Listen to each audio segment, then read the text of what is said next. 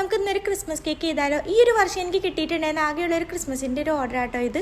അന്നേ ദിവസം തന്നെ നമുക്ക് 3-4 കേക്ക്സിന് ഓർഡർ ഉണ്ടായിരുന്നു. പക്ഷെ അതൊക്കെ ബർത്ത്ഡേ കേക്ക്സ് ആട്ടോ. ഈ ഒരു കേക്ക് മാത്രമാണ് നമുക്ക് ക്രിസ്മസിന് വേണ്ടിയിട്ട് അങ്ങനെ റിലേറ്റ് ചെയ്ത് കിട്ടിയിട്ടുണ്ടായിരുന്ന ഒരു ഓർഡർ. അപ്പോൾ ഈ ഒരു കേക്ക് ചെയ്തിട്ടുണ്ടായിരുന്നത് വൈറ്റ് ഫോറസ്റ്റ് ഫ്ലേവറിലാണ്. 2.5 കിലോനാട്ടോ കേക്കിൻ്റെ വെയിറ്റ് വരുന്നത്. അപ്പോൾ കേക്ക് ഫുള്ളായിട്ട് നമ്മൾ ഫിനിഷ് ചെയ്തെടുത്തിട്ടുണ്ട്. ക്രിസ്മസിൻ്റെ ഓർഡർ ആയതുകൊണ്ട് തന്നെ നമ്മൾ ആ ഒരു തീം കിട്ടാൻ വേണ്ടിയിട്ട് ഗ്രീനും റെഡും കളറിലാട്ടോ കേക്ക് ചെയ്തെടുക്കുന്നത്. അപ്പോൾ ഫസ്റ്റ് തന്നെ ഗ്രീൻ കളർ വെച്ചിട്ട് നമ്മൾ ഈ ഒരു നോസിൽ ഡിസൈനാണ് ചെയ്ത് കൊടുത്തിട്ടുണ്ടായിരുന്നത്. സിമ്പിളായി ചെയ്തൊരു ഡിസൈനാട്ടോ. നമുക്കിങ്ങനെ വലിയ കേക്ക്സൊക്കെ വരുമ്പോൾ ഇങ്ങനെ സിമ്പിൾ ഡിസൈൻ ചെയ്യാണ് ഈസി ആയിട്ടുണ്ടാവുക. പിന്നെ നമ്മൾ റെഡ് ക്രീം വെച്ചിട്ട് ഈ ഒരു ഡിസൈനും കൂടെ ചെയ്ത് കൊടുക്കേണ്ടത് നമ്മൾ നോർമലി ഫ്ലവേഴ്സൊക്കെ വരയ്ക്കാൻ വേണ്ടി യൂസ് ചെയ്യുന്ന ആ ഒരു നോസിലാണ്.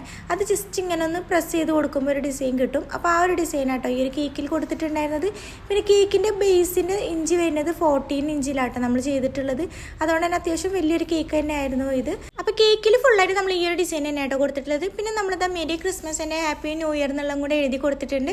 അപ്പോൾ അതും കൂടെ ഞാൻ വെച്ച് കൊടുത്തിട്ടുണ്ട്. പിന്നെ കുറച്ച് ചെറീസും കൂടെ വെച്ച് കൊടുക്കുന്നുണ്ട് കേട്ടോ.